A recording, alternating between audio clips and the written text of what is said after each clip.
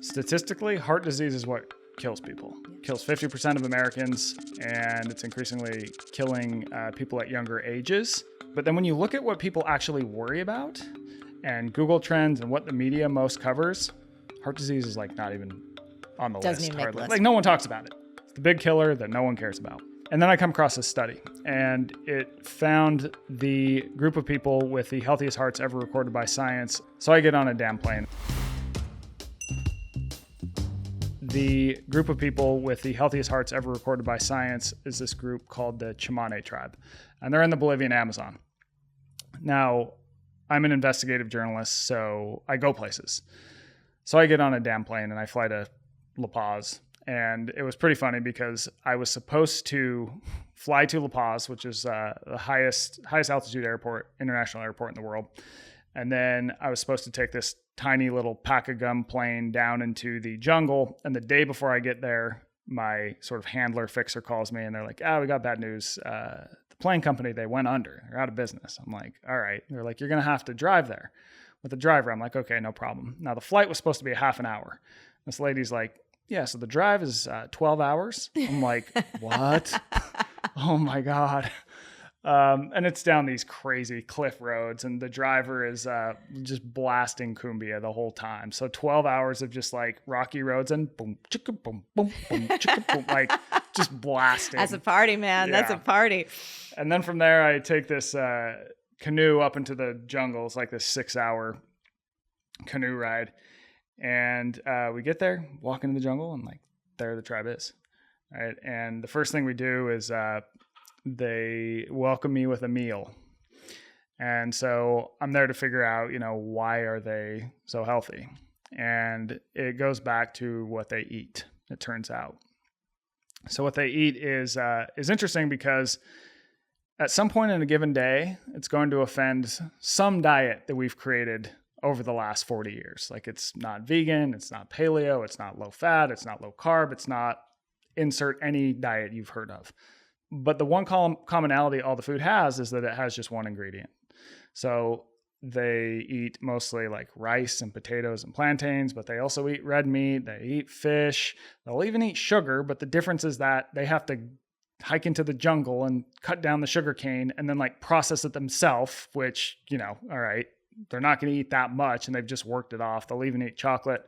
So it's really just that it has one ingredient. Now, when we sit down to eat, I will tell you that you're probably picturing like me in this amazing jungle, and the jungle was amazing with this like, locally made sourced food that's like something that you get in Brooklyn. Like, hell no, this food was terrible tasting. Like, I'm not going to lie. The plantains, totally fine. The rice, like, it's just the really bland rice, like every restaurant is like dumping in butter and salt. But the chicken was like terrible, because in the US we breed our chickens to be like really plump, and they're usually like 10 pounds. Like a wild chicken is like 3 pounds, and it's really stringy. So the food is not good.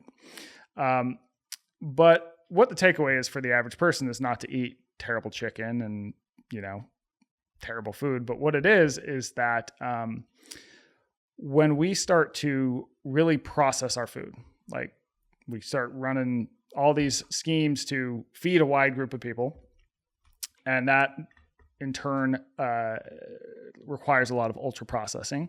And now the average American eats 60% ultra processed food. That seems to lead us to overeat, because it goes back to that scarcity loop that I mentioned, right? Our food is everywhere, and we evolved to eat more food when we had the opportunity. We've got all these unpredictable, amazing flavors on every corner. I mean, we're in New York right now. It's like, God, this is the best food city in the world. And we can eat it quicker. So when you hyper-process a food, people naturally just eat it much faster. And they don't have that, right? It's all just single ingredient. It's not, every meal is not an explosion of sugar, salt, and fat. But that seems to lead them to not overeat. And in turn, they don't seem to get a lot of the diseases that kill us. So I think the takeaway for the average person is, how can I find ways to remove that food scarcity loop? And I'm not saying like, don't ever eat processed food again. Mm-hmm. I am saying that find as many meals as you can throughout the day that rely on sort of one ingredient foods. So something like oatmeal and eggs for breakfast. For lunch, it might be like rice and some meat and some vegetables. And then, by the end of the day, you're like, okay, I've eaten pretty well today. Now I can maybe have a couple things that are good. Yeah. So you did it too. You ate that way. Was it for a month after yeah, you it was came for back? a month. Yeah. And did you feel any challenge is good? I love giving myself like little challenges, whether it's for a week or 30 days or something like that. But did you notice, were there any foods that you were, I use the word addicted very lightly, like kind of favorite foods that you would go through in a scarcity loop that started to fall away? Reese's Puffs. Oh, yeah. Oh, Yeah. Cool. That one's the one that fell away. That's my jam. But I did notice, so two things I really love is Reese's Puff cereal and diet soda. Uh-huh.